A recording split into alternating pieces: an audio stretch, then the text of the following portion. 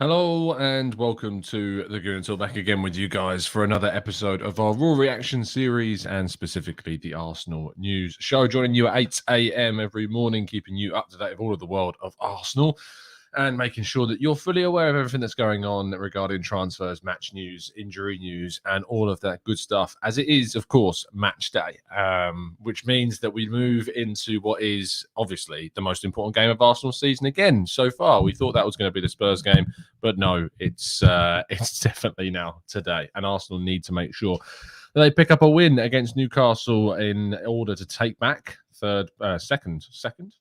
fourth. That's the word I want. Fourth place. Arsenal could still get third. Chelsea have 2 games to go, and after losing the cup final, who knows what will happen in their final 2 games against Leicester and Watford. They could yet drop points somehow, surprisingly. We'll have to wait and see, but we just need to focus on getting into 4th position and making sure that we get maximum points in our last 2 games against Newcastle and Everton. Everton, of course, last night dropped points significantly against Brentford. Had 2 players sent off. Rondon won't be available for the last game of the season, whereas I think Braithwaite will. I think it's only a 1-match suspension for a red card offence tackling the last man, so he should be available. But they really had such an intense start to their game and then just really messed it up. They played Crystal Palace on Wednesday, I think, in which case, when they play them on Wednesday, if they win that game, they are safe, so they won't have to worry about getting anything against Arsenal. So we probably want them to win that game, knowing that they don't have anything on the last game of the season. But it's not going to be easy a game against Crystal Palace whatsoever. But they are going to create a hell of an atmosphere again, as they did before. But we could really have an interesting game on the last game of the season on our hands, no matter what happens. It's going to go down to the final day. That is guaranteed now at this stage, with Spurs winning yesterday, but we'll talk a little bit more about that in a second. If you want us to check out our preview show, I was joined by a Newcastle fan and Hospital Records content creator, music artist, Degs. You may also recognize him if you're a player of Forza Horizon 5. He is one of the radio hosts on the Hospital radio station. He's a big Newcastle fan, and we had a really good chat yesterday about kind of where Newcastle are at, what the idea behind the new regime is, his thoughts around it as a Newcastle fan, the controversies surrounding it. And of course, we looked ahead to tonight's game, in which he gave his predicted lineup, or his desired lineup for Newcastle, which looks very strong, annoyingly strong, considering what's riding on this game for Arsenal. So make sure you go and check that one out. And the last thing to mention is the new thumbnail design, which you can see on your screen. Now, I want to give a massive shout out to Ash, who's someone who reached out to me about designing thumbnails. People know I could be a little bit of a control freak at times with the channel, I suppose. But Ash Goria, who you can find on Twitter at #creations, very, very creative at handle there, #creations, who sent me a design about what he thought the channel could look like. And whilst hopefully we'll do some more work in the future, using that inspiration, came up with this design for today's show. So I'm hoping it looks good. So I'm hoping this new design is a little bit clearer, a little bit more crisp. And I'm hoping that that's something that we can use moving forwards. And, it makes it more enjoyable or more clickable in some ways. Let's be very honest about what YouTube is. We want you to click on the videos and watch the videos and get more involved with the channel. So I'm hoping that it achieves that. Anyway, without further ado, let's crack on with today's stories. We do start off with the frustration of yesterday, in which Spurs did manage to pick up a 1-0 win against Burnley. It was not a good game by any shadow of a doubt. Look, it is what it is. They won. They got another soft penalty. They got it in a very fortuitous moment. It's a soft one. It is the rules. It is a penalty in this modern era of football. It shouldn't be. It shouldn't be that that's a penalty, but unfortunately it is. And they put it away, and they'll go to that final game of the season against Norwich. A Norwich side that did pick up a point against Wolves, showing that, they're not just giving up because they're relegated already. So who knows, maybe Norwich can do us a favour as well on the final day of the season too. But just very lucky, very fortunate. And Arsenal just need to focus on themselves. We just need to go up to Newcastle, come away with the points. We've gone to Chelsea, we've gone to West Ham, and we've picked up maximum points. Yes, there's issues with the team. We know that. We'll talk about that in a second. But we know what we need to do. There's a serene simplicity about what we need to do, and that's just to win the game. Now, William Saliba picked up his Young Player of the Year award for Liga, Player of the Season, young Player of the Season for Liga. Brilliant achievement. I wrote a piece yesterday basically talking about how the optimism around Saliba has basically peaked at its time where he's finishing his season with Marseille. His loan is now done. He can't play in the last game of the season because he's suspended. So he will return to Arsenal. The expectation will be that he integrates into training, will go with the pre-season tour when that happens to America, and of course the other games that we've got as well.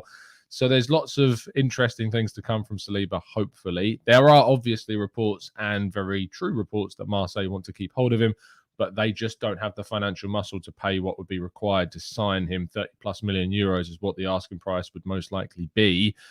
But Arsenal has said, according to La Provence in France, to be relying upon Saliba for next season. And I look forward to seeing what he can hopefully provide us alongside Ben White and Gabriel and White. Now, speaking of those two, interesting reports, conflicting reports. The Guardian have suggested that Ben White will be available for tonight's game. That said, that report by the Guardian was on a predicted lineup in which it just basically said that because he made the bench for the Spurs game, he'll be available for tonight's game. In my view, that's no guarantee that White will be in the team or will be starting. So I just want you to temper your expectations a little bit. Don't get over enthusiastic and think, yeah, White's going to be there and going to be fit. He might be, but I'm just trying to give you some context around that report by the Guardian because it was just basically going off the fact that if he was fit for the bench against Spurs, surely he'll be available for this game against Newcastle. We don't know. That said, I then did see a tweet from an account which I'm sure a lot of you follow on social media called Now Arsenal that did claim that both Gabriel and Ben White have travelled. Now, I've tried to get any kind of information to corroborate this story. So far, unsuccessfully, haven't been able to get anything to confirm that this is the case. So I can't confirm nor deny whether or not this is true, whether Ben White or Gabriel have travelled.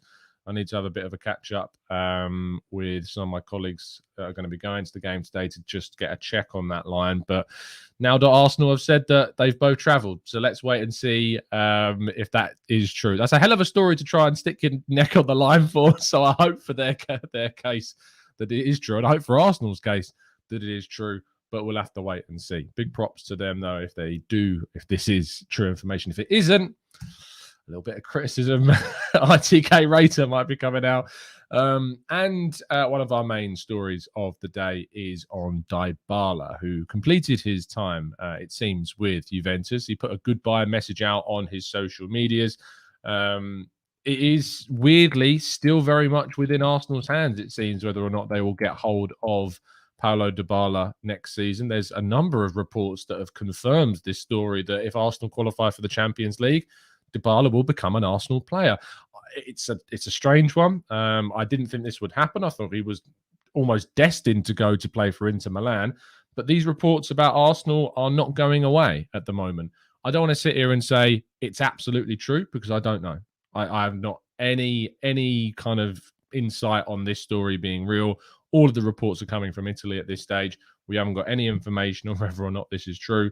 We'll have to wait and see. But, you know, I've always been very open to the idea of Dybala joining Arsenal. I think it would be a good move. It's a free transfer. Sure, it'd be on a high amount of money. But what I would say is I think that the experience that he brings, the consistency that I think he could bring if he manages to stay fit, and kind of that, what's the word I'm looking for? Kind of not idol, but role model kind of element to whoever comes in alongside him. What I would say is that we need to sign someone else with Dybala if he is to come in. It can't just be him. So let's wait and see what indeed does happen with Paulo Dybala.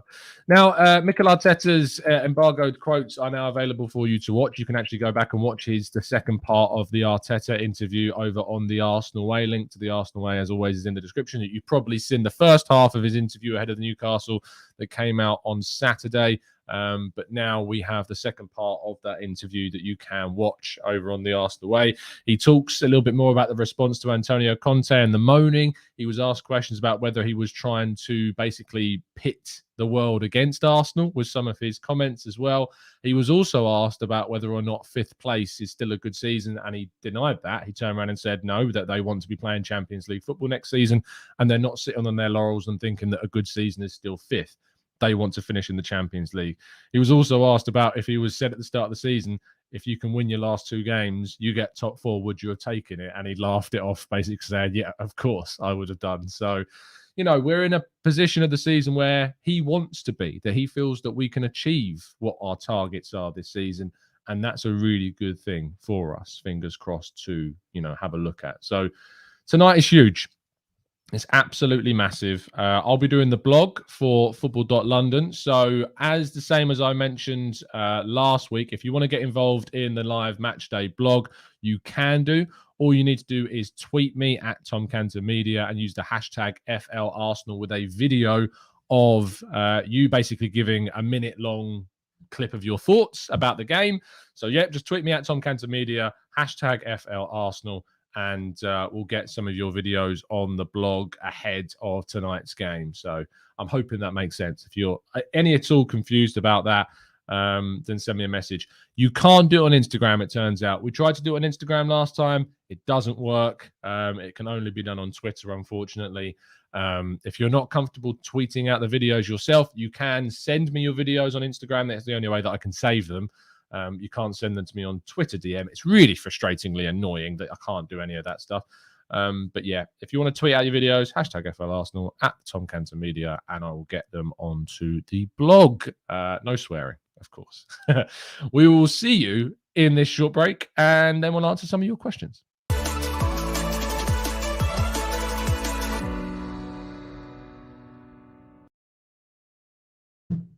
Okay, then let's jump into the chat and see what you guys would like to ask and how some of your reactions have been.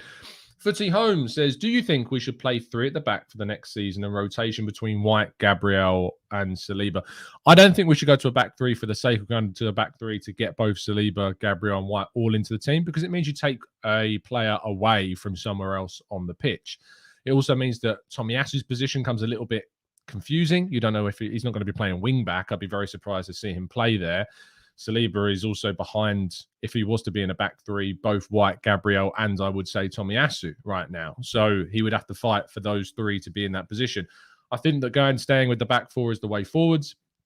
I think we're bringing in an exciting young fullback in Aaron Hickey. It looks very much like that is going to happen. In fact, I put a piece out that's now doing a tactical analysis breakdown with some clips and some analytics. So if you're into that sort of thing, that's over on my page on Football London, link in the description as always.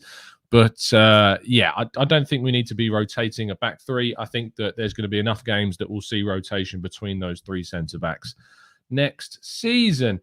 Can Mikel do a job at centre-back? I doubt it, Amir, but I'm sure that he would be happy to oblige if the offer came forward. George says, question, Tom, if half fit, would you risk Gabriel and White? Yes. Yes, I would, because we have to win. We have to win. It's a must-win game. So I would throw absolutely everything. Rob Holding's going to be back for the Everton game, so I would risk them. I would absolutely risk them. I think it's worth it. I know at this stage it seems mad.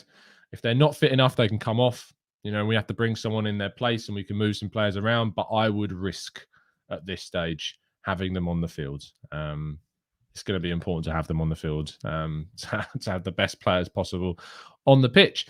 Let's go to Lynn, who says apparently Dybala's agent was in London yesterday to discuss a move. Yeah, it's one of those classic stories that you see. As I said, I've heard nothing to corroborate the story. As soon as I do, you'll know. But yeah, nothing so far. Nothing as of yet. 101 Collective Beats says, with the return of Saliba, the addition of Hickey, and potentially Tielemans, Jesus, and Dybala, and other targets we might buy, what are your predictions for next season? Okay, let's say they're the players that we sign. We're getting Matt Turner, as we've already signed. We're getting Hickey. We're getting Tielemans. We're getting Dybala. We're getting Jesus. It's 5 signings. I want one more. I want a wide forward to come in as well to replace Nicola Pepe. Either a Gakpo or a Gnabry. Any of those would be brilliantly joyous. If that happens, the prediction for next season should be a comfortable top 4 place. I'm not expecting us to challenge for a title yet, but a comfortable top 4 place and a good run, runs towards winning trophies. We need to be looking at trying to win a domestic cup, go as far as we possibly can in the Champions League. That should be my kind of prediction for next season. That's what we should be expecting of the team next season, if that's what we're able to pull off. Not at this point of the season, out of everything, especially the FA Cup very early, hopefully going as far as possible in the Champions League and, pushing to confirm, if not already, a top 4 place by this time next season. Let's go. Yeah, James says 1 goal and shut up shop. It's as simple as that. If that is, it's going to be a very nervy end to the game. Teng says, reports linked to us with the Dybala one. I always treat it with a bit of skepticism, especially when we're being mentioned first in England and we know the agents use us to get a better deal elsewhere. It's always something you should be wary of, especially when these deals are about free transfer moves. Yeah, you're absolutely spot on there. Philip says, thoughts on playing a back 3 of Tommy, White and Xhaka, with Saka a left wing back and Cedric a right wing back, Mo and Martin centre mid, front 3 of Gabby, Eddie and ESR. It's a potential. It's potentially one that we could look to use. I think that arguably Saka right wing back and Tavares left wing back is a better option though. I think Saka can play right wing back. I think Tavares is better for me in a wing back position than Cedric is. I think you'll get more from him on that left hand side too. So I think I'd switch it up slightly. But I still think we can use a back 4. If White is available, I think you go Cedric, White, Tomiyasu, and Tavares is probably the back 4, with Xhaka still in the team and in the central part of the midfield, personally. I think if you take Xhaka out of the midfield, you are risking a lot of your kind of midfield potential. Una says, any chance you could explain exactly what defines a handball penalty in this day and age? Does proximity play any part in the decision whatsoever? Yes, proximity does play a part in the decision-making process. However, as we saw with the Ashley Barnes situation yesterday, because his arm was outwards and what they would describe as not in a natural position, despite the fact that the ball was kicked at him in close proximity, because it was in an unnatural position, that took priority over the proximity situation. So, for instance, if you had your arms by your sides and the ball was smashed at your arm, that would be defined as proximity. If the ball is coming in from a distance and you lean in towards the ball with your arm still as what would be described as a natural position and it hits your arm, that would still be handball in that case. So I hope that makes sense. That's why they gave it. I don't agree with it. I don't think that should be the rule. It's ridiculous. Ashley Barnes was close proximity. The ball wasn't going towards goal. It was going high up in the air. I think all of those things should be taken into account. But when you start putting rigid restrictions and you take away interpretation, that's when you start getting these very silly, soft handball penalties. And that's why. Hasala says, do you think that Dybala can play up front? I feel if we sign him, he's a backup. No, he's not a backup to Odegaard. He's a completely different style player. He doesn't play as an 8. He can play as a second striker. I think a lot of people have thrown him in at attacking midfield in FIFA and suddenly think he's a number 10. No, he's not. He's more of a, he can play centre forward. He can play as a second striker. He can play even slightly off of the striker into a wider role. Can play as a number 9 and has done. Mainly plays in a 2, though, for Juve when he does play either alongside Vlahovic or Morata or Kane. So any of those he usually plays off. But no, he's not a competitor for Martin Odegaard. Vishal says, going back to the Spurs game, do you think Son should have been seen red for the elbow and holding? They've been unbelievably lucky. I think if that was an Arsenal player that did that, and I'm trying to be as fair as I can, I think I'd feel hard done by if they were sent off for that. So whilst I'm frustrated that they didn't check it or nothing was made of it, I think if it was an Arsenal player, I would feel a bit hard done by, to be honest. And, I'm very honest about this situation. So I thought it was a penalty on Cedric. By the rules, it is a penalty on Barnes yesterday. That's not to say that Arsenal haven't been hard done by in a lot of other decisions, and that Cedric penalty has not been given consistently across the season. Whilst that, according to the rules, is a penalty, if you're not going to apply the law consistently across games like we saw, I think it was Richarlison yesterday was pushed in the back, in the box, went over, nothing given. We saw it in the Liverpool-Chelsea game as well. Ziyech, I think it was. I think there was also another one maybe on Mason Mount, wasn't given. If you're not going to give them, in those games, you've got to be consistent. Like, it's mental. It's the application of these rules that is so horribly enacted by the officials that needs to be looked at. Thoughts on the Marquinhos signing, Dylan? Great. You know, it's one of those signings that clubs should be looking to make. That we sign a player that's fairly unknown, got lots of potential from abroad. You can either send them on loan or bring them into the under-23s, or if they're good enough, like Martinelli was, they can get opportunities in the first team. It's a signing that needs to be made. It doesn't affect our transfer business at all. It's a bonus, and I'm all for stuff like that. The Godfather says, morning, Tom. If it was your decision, would you go all out front foot or a more controlled game? I think we should try and throw the kitchen sink and take charge. We have to be intense. You know, we have to be better in how we play. We have to be intelligent. I think if you throw the kitchen sink, you are opening yourself up to mistakes at the back. I think the Newcastle have got a mentality where they've got nothing to lose. So there should be space. They're not going to sit in. They're not going to try and play a low block. They are going to attack. They're at home in their last home game of the season, I think. So they are going to attack us. We've got to be smart enough to use the space. We've got a very, very good record against Newcastle. We've won 16 of the last 17 games. And I know that's tempting fate, but it's a very, very good record that we've got against Newcastle. And, you know, we need to try and do our absolute best to get a victory there. They're a different team to what they were. They've got better players now than they have before. They might have Trippier and Callum Wilson back as well. We don't know. We'll have to wait and see. But let's wait and see what happens. But I think throwing the kitchen sink, it might come back to bite us. I think we need to be measured, intelligent. I think we need to be intense in the first 10 minutes, especially if we can get an early lead. Brilliant. That's the way we need to try and approach the game. Early lead is going to, you know, settle the nerves. It's not going to make us all panicky if we aren't winning by the end of the game. So that's the way we need to look at it. Lynn says, on Saturday, how can PT allow the Liverpool tackle to be okay, but not on Thursday? Because they're rubbish, Lynn. It's as simple as that, because the officials are bad. It's the only way that we can, you know, make any sense of what we see on a pitch these days is they are bad. It's that simple. That simple. Let's go to Uthman, who says, nervous, but we will prevail tonight. Love your positivity. Let's scroll up a little bit more. Etienne says, Tom, which among Martinez or Dybala would you choose? I'd choose Lautaro Martinez. I think he's a better player. He's younger, more hungry, more consistent, less injury problems. Yeah, sure, he costs a lot more money. A significant amount of money more, in fact. But I think that he would be the better option to go out of the two. Fitzy Holmes says, do you think that we will pass the quarterfinals in the Champions? We have to qualify for it first, mate. So I'm not going to start giving you Champions League predictions until we've qualified for it. I'm not going to go down that route at all. Namdi says, Tom, I think you forget who Newcastle are. They are one of the clubs who want to be stalling Arsenal's progress. Trust me, if you watched our preview show last night, I'm not forgetting who Newcastle are, and I've just talked about how good they are. You know, we've got a very good record against them. They don't have anything to lose. They can come out. I expect them to come out and attack. But defensively, there are issues. You know, Bruno Guimaraes has been very good going forwards, but defensively has opened up spaces. They don't have Shelvey. They don't have Willock. Trippier is going to get forwards. Target's going to get forwards. There's no point in us crossing the ball into the box with Burn and Shah that are there. We need to keep it on the floor. Get some quick balls in behind, drag backs, cut backs, all of that stuff. That's how we're going to beat them. That's what we need to try and do. Christopher says, Tom, Eddie as lone striker or two strikers. What, tonight? Tonight, Eddie is the lone striker. That's the way that we need to do.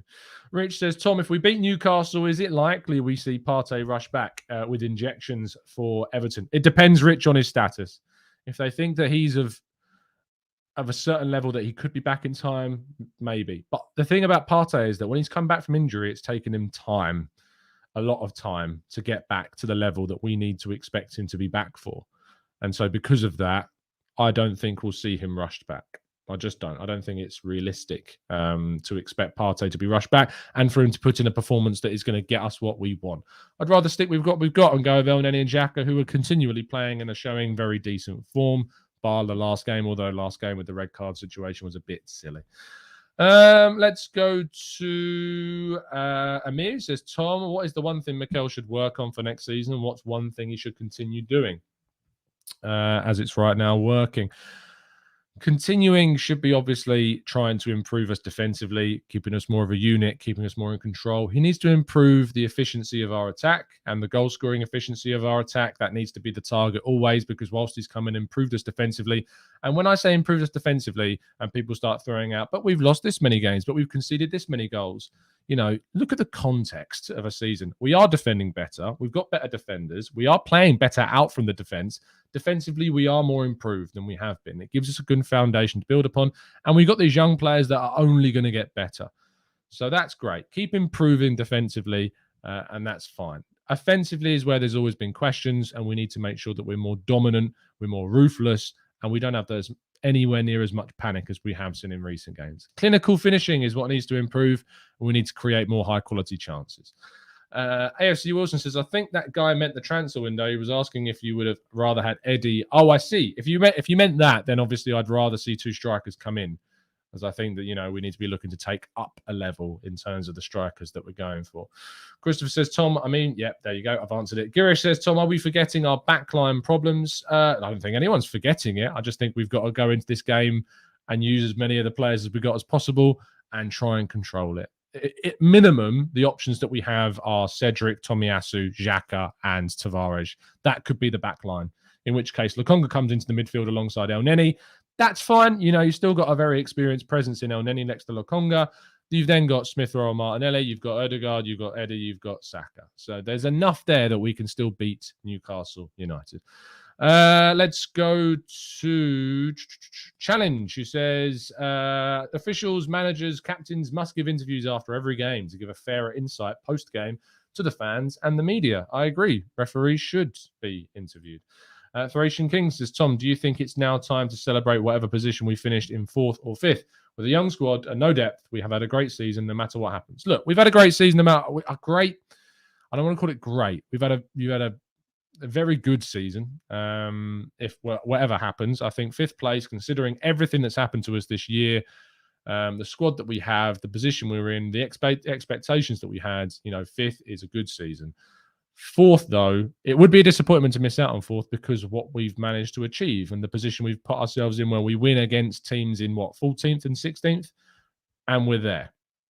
So, all of that combined for me points towards us being very disappointed if we don't get top 4, because we've given ourselves this opportunity to beat 2 teams in the bottom half of the table, and we're done. We've made it. We've successfully achieved it. So we just got to hope that that is the case. Fingers crossed. We'll cross that bridge station when it comes. Amir says, Tom, what is the one? Oh, we've already done that one. Let's scroll down a bit more. I'm going to be wrapping things up in a second anyway. Priyank says, I'm not feeling good. I am afraid. Very, very afraid. I don't blame you for being nervous and scared and worried, because it's not going to be an easy game. Ritian says, we have lost games in clusters this season. Do you think we can turn that around for today? I hope so. We have also responded well to certain defeats this season or certain dropped points. And we've taken wins in games we didn't necessarily expect to take wins in. So we've just got to go in and play our game and hope, just really, really hope that we can get what we need from this match. It's going to be nervous. It's going to be tough. It's going to be difficult. But we've got the quality and the ability to be able to take it and go into that last game of the season with everything in our own control. Anyway, before we wrap up, as I said last time, I will be doing the blog for football.london today. So please tweet me your predictions, your previews, your thoughts and feelings about the game. Tweet them in video form. If you tweet me the video at Tom Cantor Media, hashtag FL Arsenal, I'll add them into the blog over on football.london for this evening's game. Please, it really does help me out. And I really do appreciate it when you guys send in the videos. It's great watching them back and getting your thoughts as well and getting them on there. No swearing, of course, and over 18s. But yeah, please send them in and I'll get them onto the blog for tonight. There won't be a show on this channel post-match, but there will be a show on the Arsenal Way on the final whistle. Link in the description to that. As always, I'll make sure to share it on your timelines anyway, so you'll be able to see it pop up. So you can join me and I want to say Chris, I think, at full time today. So do join us then. It's been a pleasure to see you and join you, as it always is. I'll be live tomorrow morning at 8 a.m. giving you my feedback from the game on this channel. And as always, up the Arsenal. That's really we've got to hope. We've got to stay behind this. We've got to be positive. We've got to hope that we can get there and do the business. Fingers crossed. I'm just seeing so much negativity still. People just are not up for this one at all. Well, I am, and we're going to win 3-0. Fingers crossed. Anyway, pleasure as always. I will see you again very, very soon. And as always, up the Arsenal.